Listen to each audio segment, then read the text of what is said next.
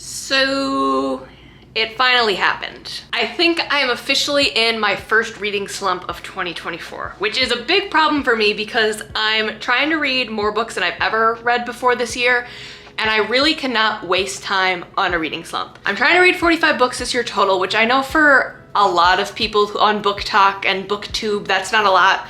But the past 2 years, I've only read 40 books every year. By New Year's Day, I am always hitting 40 books by the skin of my teeth. I think it's because I fall into reading slumps about once every quarter, and they last for 3, 4, 5, 6 weeks. And I really can't have that if I'm trying to read more this year. So today, I think I'm going to create a TBR jar. The reason that I'm in this slump, I think, is because I ran out of books that I want to read. I have been trying to read all of the physical books I own this year and then everything on my want to read, but most of my books on my want to read, I'm just frankly not interested in right now, and same with all the ones that I physically have, and so I'm kind of stuck. I think TBR jars are a really creative way to find new books that you might not have read or heard of. I am a horror fan, horror reader, true and true, and I think having this TBR jar will help me get out of my comfort zone a little bit, but it also forces me to like find books based on random prompts. And I don't know, maybe I'm delusional, but I think I think just not having a book that I'm excited for and that I'm looking forward to has really contributed to the reading slump. Before this, I had tons of library books that I was excited about, new releases that I was excited about, and my TBR shelf was getting really long, but I finally finished all that, and besides the ones that I own that aren't exciting, or the want to reads that aren't exciting, I just don't know what to read next. And because I'm stuck in like the, well, what should I read? I think a TBR jar would help solve that problem. I hope actually. I hope it solves that problem because I really cannot be in this reading slump for much longer. I've been in it for about a week now and I need to get out of it quick. I'm just not creative enough to do this on my own and come up with enough prompts to fill the jar. So I'm gonna head to Etsy. So there's one here by On Book Street and it's 357 TBR jar prompts and it's printable and it's a digital download, so it's only $3.39. I'm trying to also shop less impulsively this year and just really in general, and so I originally wanted to buy a cute jar. I wanted to like go all out for this, but like I'm trying to keep this low cost because it's supposed to support my reading. It's not supposed to ruin my financial goals for the year. So I'm gonna go ahead and add to cart. It has 4.9 reviews on this, so shouldn't lead me astray, I guess. All right, and they're all ready to go. Let's head to the printer.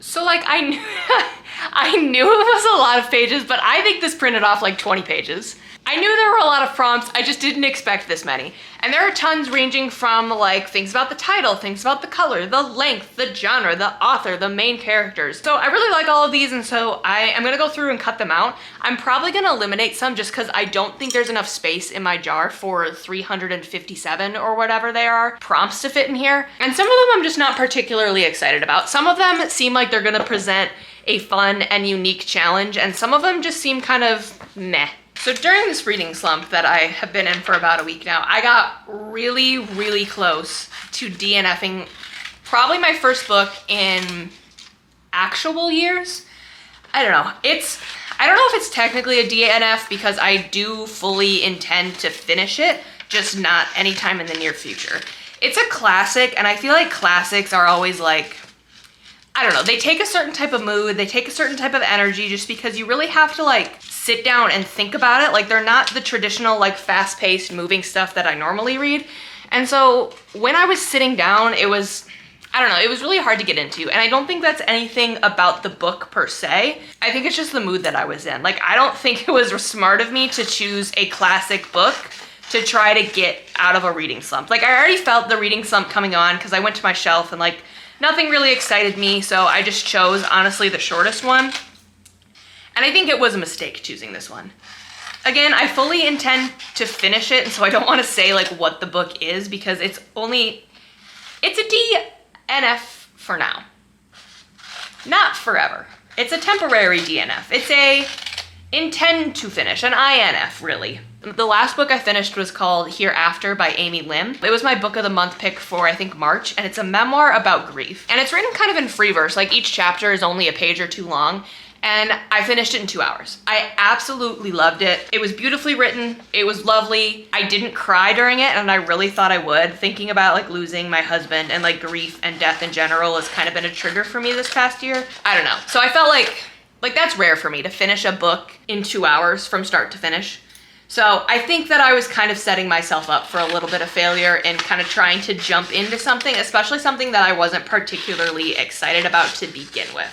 So I really wanted to push myself this year, and I knew that the reading slumps every year are the reason that I have failed, is because I get into these pits and there's nothing that really can pull me out of it until some miraculous book comes along that solves all my problems, I guess. And I'm not gonna be the damsel in distress anymore in my reading journey. Like I'm trying to fix my reading problems that I have, and I don't know, kind of be more actionable about them. So I hope this helps me not be confused about what book I'm gonna read next, or not be excited about a book that I'm gonna read next. I really love the horror genre, and like no hate to it, because like I could read probably horror only books for the rest of my life. There's a lot of pressure, I feel like, in the reading community right now to be like a good reader, the right reader. And I feel like being part of that, I feel a little bit of pressure to kind of read outside of my genre. I definitely probably don't feel as much pressure as people who are like heavily into romance or fantasy, because I know they probably feel that pressure a lot more since those genres are like semi-trendy. I don't know. So there is a little bit of like competitiveness and like trying to fit in with the crowd a little bit in both, not only the number of books I'm reading this year, but also trying to get outside of my comfort zone. It'll definitely be good for me to try to read some different things beyond what I'm so used to reading. I think this is gonna take me a really long time.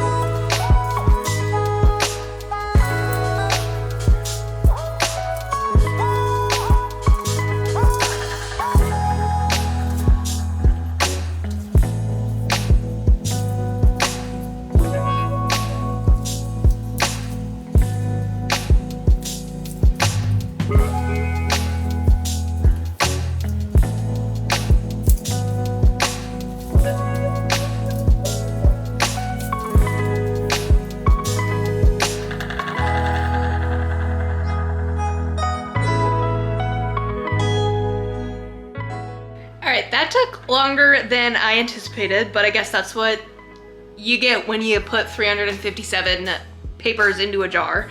So obviously this isn't all of them. My jar is packed. I don't think I could fit more in here if I tried. So I'm gonna try to stir it a little bit, and I think I'm gonna pick 3 books to try to read this April. All right, so the first one I'm gonna choose, I'm choosing that one. So the first one that fell out is an adventure story. I don't know when the last time I've read anything like remotely adventurous, I guess. So Gonna definitely have to do some Googling to figure out which one I'm gonna read for this. Next one that fell out is a natural disaster story. Okay, I'm kind of excited. I feel like, I don't know, I listen to podcasts about natural disasters. I used to be a journalist, so like I worked with natural disasters, so okay, that's not terrible. And then for the final one, okay, let's just choose the one off the top. A child protagonist. All right, so definitely gonna need to turn to Goodreads to figure out which books I'm gonna try to fulfill for each of them. Okay, I think I found the adventure story. At least I think it counts as an adventure story. So in high school, one of my favorite authors was Eric Larson, who wrote like Devil in the White City, Isaac Storm, Deadwake. Deadwake is actually my favorite book of him, which I know is maybe a controversial opinion, but I think I'm going to read Thunderstruck as my adventure story. It takes place on an ocean liner. I feel like if in the description it defines it as a relentlessly suspenseful chase over the waters of the North Atlantic, I think that that could classify as an adventure story. So I'm gonna put Thunderstruck by Eric Larson on my want to read list. All right, so for the natural disaster story, I think I'm going to read In Sunlight in a Beautiful Garden. It's about the Jonestown flood, which happened in 1889. I actually did a project on this in college, so that might be interesting, I guess, to revisit. I really enjoyed learning about it at the time, especially all of the disparities between the rich people in the community and the poor people. So I think I'm gonna give this one a shot, but this could change if something better comes along.